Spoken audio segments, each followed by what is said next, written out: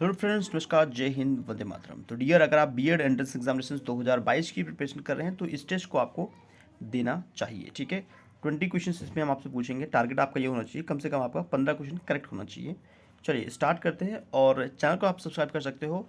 Telegram पर जुड़ना है तो चैनल का नाम जो है उसी को सर्च कर लेना है तो मिल जाएगा आपको, उसको ज्वाइन कर सकते हो। वहाँ पर आपको पीडीएफ या फिर जो भी अपडेट आता है बीएड से संबंधित वो सब अपडेट आपको मिल जाता है। तो स्टार्ट करते हैं आज का ये सेशन। 21 क्वेश्चंस क्या बोल रहा है। ये कह रहा है कि डब्ल्यू वर्ल्ड ट्रेड ऑर्गेनाइजेशन किस वर्ष अस्तित्व में आया था। तो ये आया था 1995 में। कब आया था? 1995। वर्ल्ड ट्रेड ऑर्गेनाइजेशन, इसका जो मुख्यालय है वो कहाँ पर है? इसका मुख्यालय आपका जिनेवा, स्विट्जरलैंड में है। और साथ में इसमें कितने कंट्री शामिल है? तो 194 कंट्री शामिल है। ठीक है, वर्ल्ड ट्रेड ऑर्गेनाइजेशन में। नेक्स्ट क्वेश्चन है आपका कि निम्नलिखित में से किसे ब्लू प्लेनेट कहा जाता है? ब्लू प्लेनेट कहा जाता है, बहुत ही इंपॉर्टेंट है, एग्जामिनेशन में रिपीट हुआ है, इजी क्वेश्चन है। ब्लू प्लेनेट मतलब पृथ्वी, क्योंकि पृथ्वी में हम लोग को पता है कि भाई इसमें जल ज़्यादा है, जिस वजह से यह कि ब्लू दिखता है। अगर ऊपर से दिखते हैं पृथ्वी को हम तो हमें ब्लू कलर का, नीले कलर का दिखाई देता है। क्लियर है? तो ऑप्शन आपका बी करेक्ट हो जाएगा। नेक्स्ट क्वेश्चन, किस प्रदेश में ब्रिटिश के विरुद्ध बिरसा मुंडा का संचलन रहा था?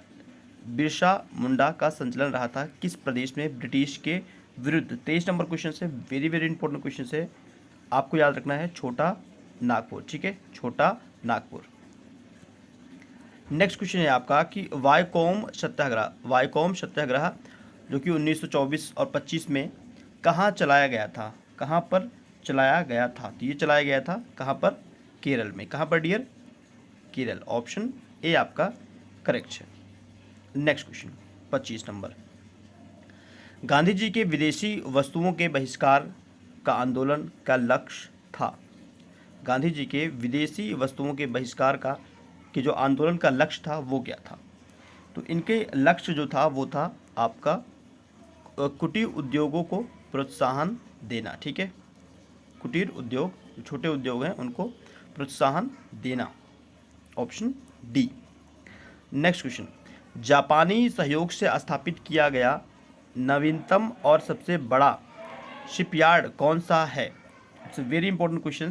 कौन सा है? तो कोची शिपयार्ड। ऑप्शन बी आपका है। ठीक है, जापानी सहयोग से इस्टेब्लिश किया गया था, ठीक है, स्थापित किया गया था कोची शिपयार्ड। ठीक है, सबसे बड़ा और नवीनतम है। नेक्स्ट क्वेश्चन 27, किस प्रधानमंत्री ने वास्तविक नियंत्रण रेखा के संबंध में हस्ताक्षर करके भारत चीन संबंधों में नरमी लाई थी? Very important questions. भारत चीन संबंधों में नरमी लाई थी तो कौन से थे भैया? ये थे आपके पीवी नरसिंह राव। ठीक है, पीवी नरसिंह राव। ऑप्शन बी याद रखिएगा। 28 नंबर क्वेश्चन, निम्नलिखित में से किस वस्तु की मांग लोचदार है? कौन सी वस्तु की मांग जो है वो लोचदार है? 28 नंबर क्वेश्चन है। तो कौन सी वस्तु है जिसका मांग लोचदार है? तो वो आपका क्या है? विद्युत, इलेक्ट्रिक। ठीक है, ऑप्शन ए।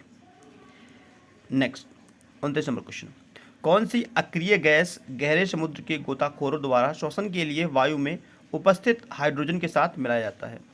देखो, जो गोताखोर होते हैं जब वो समुद्र में जाते हैं, समुद्र के गहरे तल में, तो अपने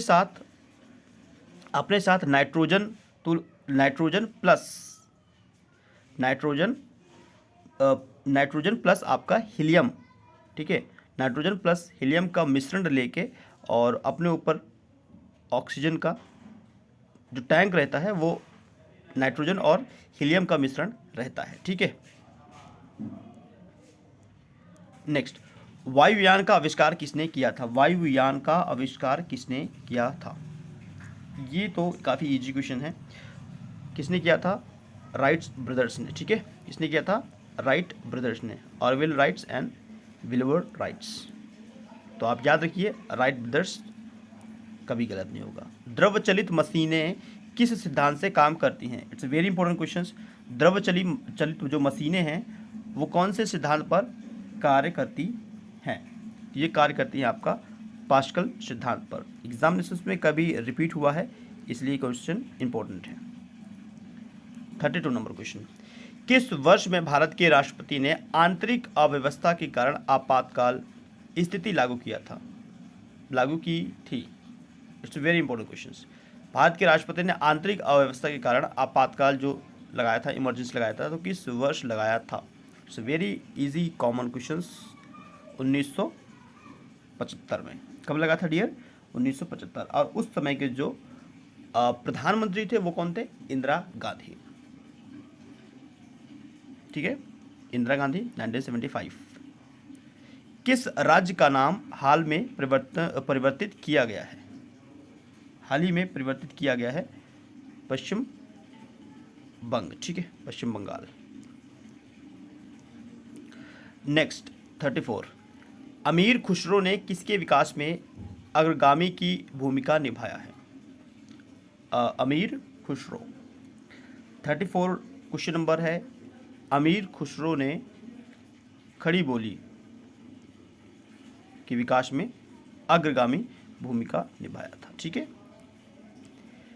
तैमूर लंग ने किसके शासनकाल में भारत पर आक्रमण किया था?